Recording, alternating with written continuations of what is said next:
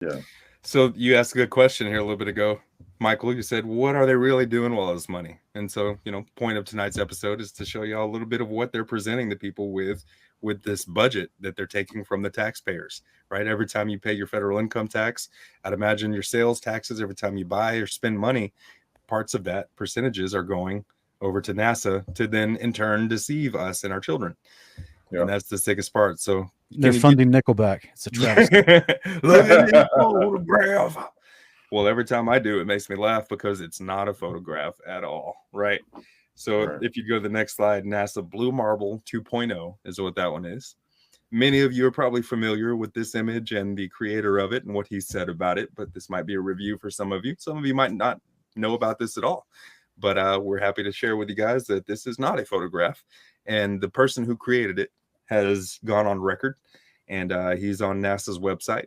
They say, "What do you do?" Right? Robert Simon, lead data visualizer and information designer, senior program analyst. Visualizer is just Photoshopper, basically, right? This is his job title. If you go to the next slide. Robert Simpsons was asked, "What do you do, and what is most interesting about your role here at Goddard? How do you help support Goddard's mission?" Excuse me, guys. It's so funny to me. It's hard for me to keep a straight face. Whew. Because remember I was talking about the look of someone easily susceptible to influence? Yeah. So he says, "My role is to make imagery from Earth sciences data because we science here." He said, "My role is to make imagery from Earth sciences data. I turn data into pictures." All so, right. Michael, have you ever turned data into pictures as a professional image creator? No.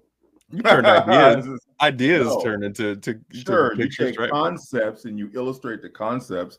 You may take a several images and manipulate them to create another image, but raw data. I mean, is he talking streams of numbers? I mean, Yeah. no. So have you ever, when you watched The Matrix, Michael, could you see the numbers floating down and being like, "Oh, there's brunette, No, redhead"? that's Were not you how like it works. Cypher sitting there? You could read it. You could see the No. people.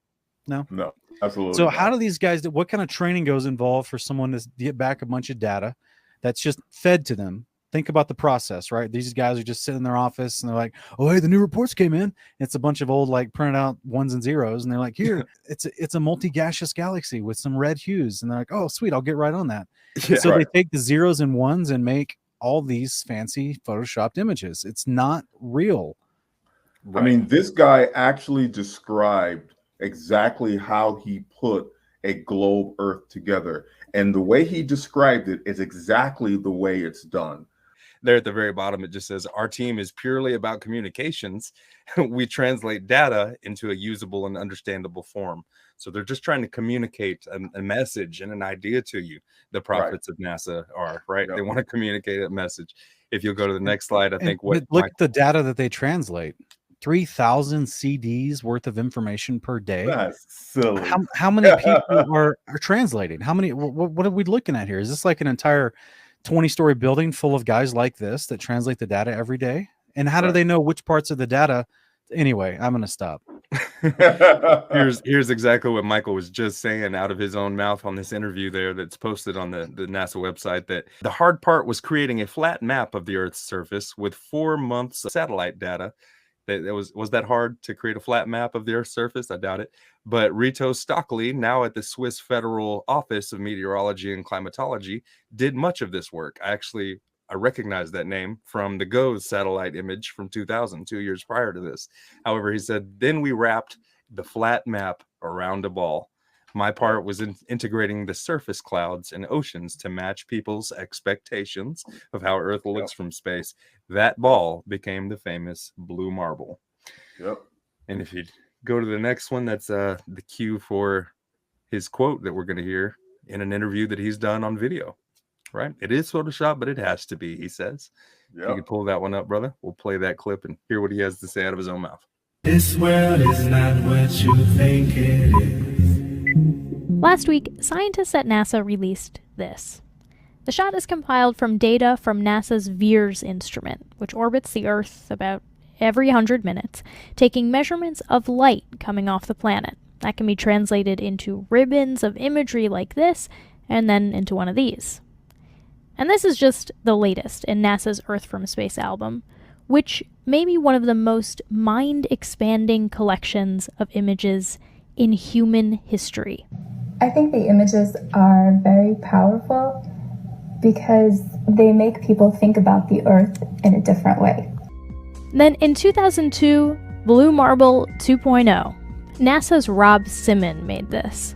And it had wide appeal too. For example, it ended up as the default background on the iPhone. I didn't even know until I bought an iPhone and turned it on and kind of did a little happy dance. Simon's job is... It's primarily taking data and making pictures out of it. That's what this is, a composite of data sets from several different instruments translated into a picture. To us, the really cool thing was the data set. Up until that point, there was no realistic color map of the globe anywhere. So the land layer here comes from the Moderate Resolution Imaging Spectroradiometer aboard Terra. And the tricky part here was the weather. So we actually had to take clouds out. They stashed the clouds for later, went onto the ocean. That came from an instrument that measures phytoplankton in the sea. Where it was low, I colored it dark blue because they're low mostly in mid-oceans. And then where it's a little bit higher, it was like a little bit brighter green. Then add the clouds back in. There's a small problem with it because there's a very slight gap in between each orbit. So some of those are painted on. It is photoshopped, but it's has to be. Then there was another layer to sort of simulate the atmosphere. And then there's this little bright spot. It's called the specular highlight. So it's the reflection of sunlight off of water. Those are the pieces, but you can't just slap them all together. It just didn't look realistic. It looks kind of flat, or the clouds are sort of too see-through. So I just hit Command Z a lot. There's artistry to creating the world. What I imagine it to be. Unfortunately, I'm not an astronaut. I've never been to space. But I've looked at these images over and over again, trying to sort of get the essence of it.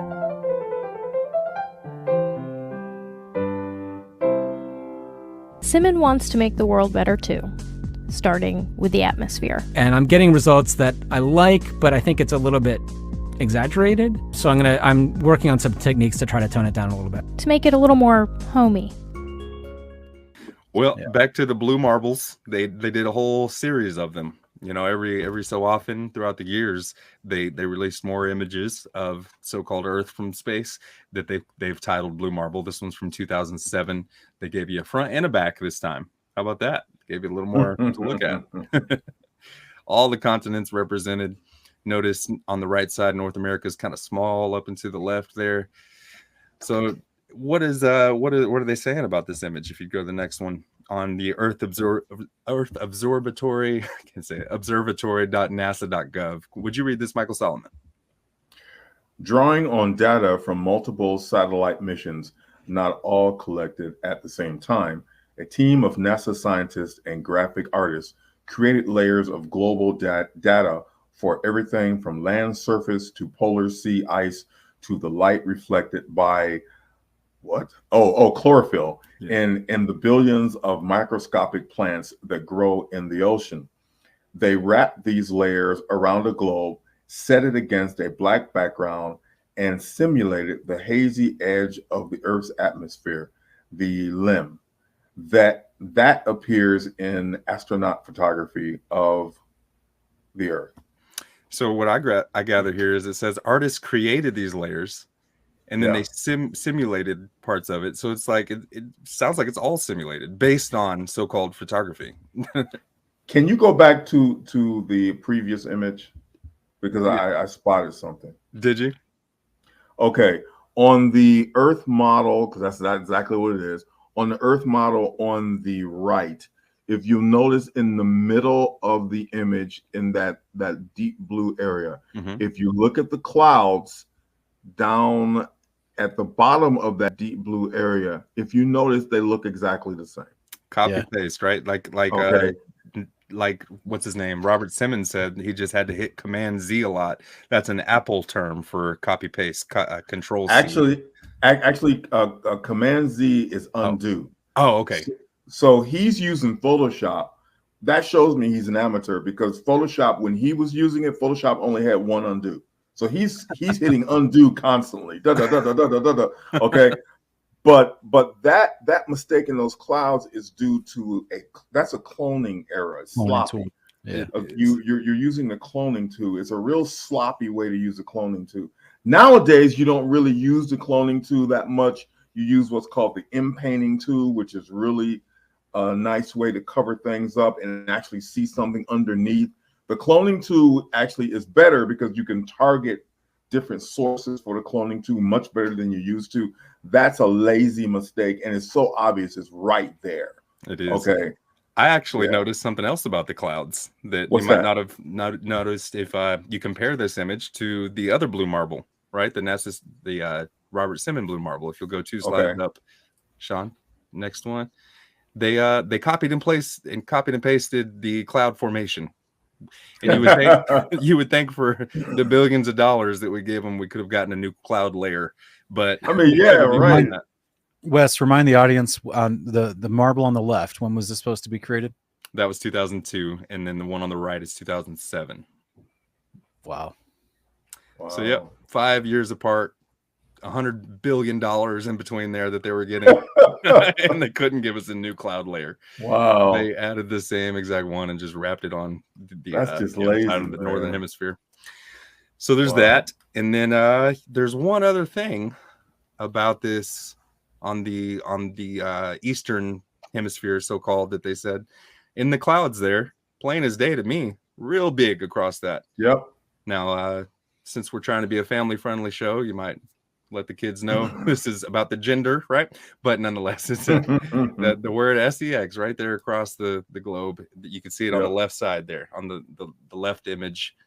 And I just added the red line to kind of fill in to show you. Thank you.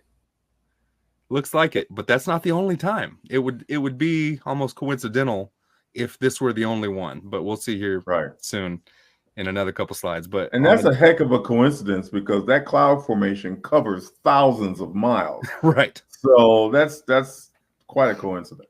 Reminds me of Disney. What is it in the movie Lion King? Yes. Over 100 times that word is hidden somewhere in the clouds or in the dust or the leaves, whatever they could. It was just subliminal messaging almost, right? Yeah, exactly. Very occultic, very occult behavior. But if you'd read this one, Sean, this was 2012. Yeah, the NASA blue marble image of the Earth taken from the VIIRS instrument aboard NASA's most recently launched Earth observing satellite, Suomi NPP. This composite image uses a number of swaths of the Earth's surface taken on January 4th, 2012. So there it is, nasa.gov. Obviously, it's not now at this point in time the most recently launched Earth observing satellite, but in 2012 it was. And there they are again, admitting it's a composite image and not actually a photograph at all, which would make sense given the enormous size of the North American continent, taking up the entire.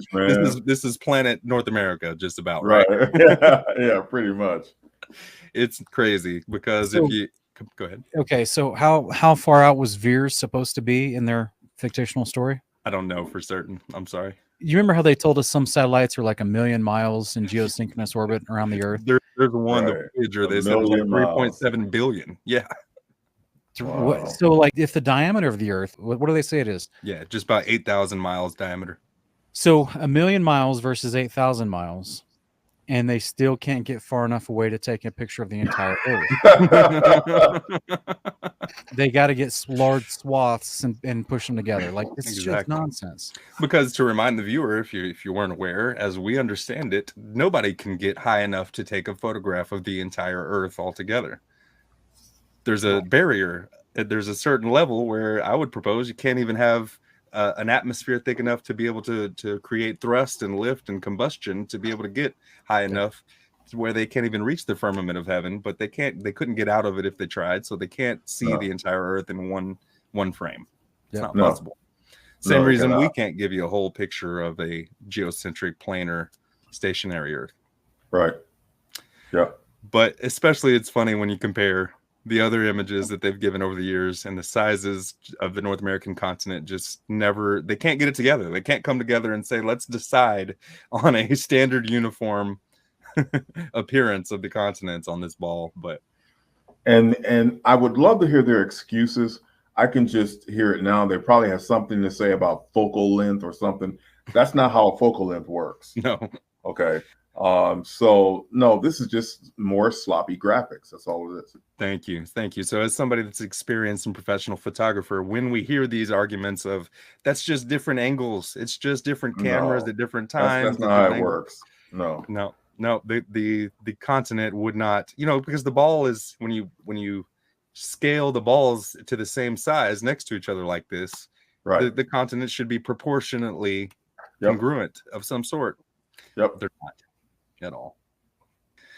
So there's that one. You mentioned this one, Epic. They say is 1 million miles away, this so-called satellite. And this image of our home world, so-called, was snapped from NASA's Deep Space Climate Observatory satellite from about 1 million miles away on July 6, 2015. It showcases a fully sunlit globe that is actually a combination of different photos stitched together, right off of NASA's website as well. So what if we flip this upside down and take a look at it, though? So it's flipped now. And as we noticed a certain word printed in the clouds earlier, but they've added another set of numbers even. How about that? Y'all see that clear as day? Not quite as big as the other one that we showed that word printed over, but now you got the 3 6s at the bottom. Yeah. So occult and subliminal, but right there in your face at the same time. Yep. How about that? Interesting. I mean, that's the whole point. Heliocentrism is a cult. It is pure and simple. It has all the earmarks of a cult. Now, for everyone listening out there, we've said this. I've said this many times on the show, similar to what Michael just said, and I just want you guys to understand that if you're watching this and we've all been taught the globular heliocentric model growing up, and if you're just now coming to this information and you're hearing us tell you that the scriptures and the Creator told you He created something completely different, and it's more like a big house with multiple floors to that house. It's not a ball in an ever-expanding vacuum of space. And so if you're just hearing that for the first time, we're not saying that you're in a cult, but we're saying that we were all taught a cult ideology and basically theology, because with this symbols, with the fictitious world they've created for their system of creation, is the theology of no God. You're going to die heat death from your sun going supernova. You're a meaningless meat bag with no moral consequences. The evolutionary model, the Darwinian model, like it's all pushed together. It's a cult ideas that is the antithesis of what Scripture says. We're not saying that you're a cult member, but we were all taught cult ideology and religious beliefs. So we're breaking out of that and trying to show you the truth, because the liars are not very good at covering their tracks.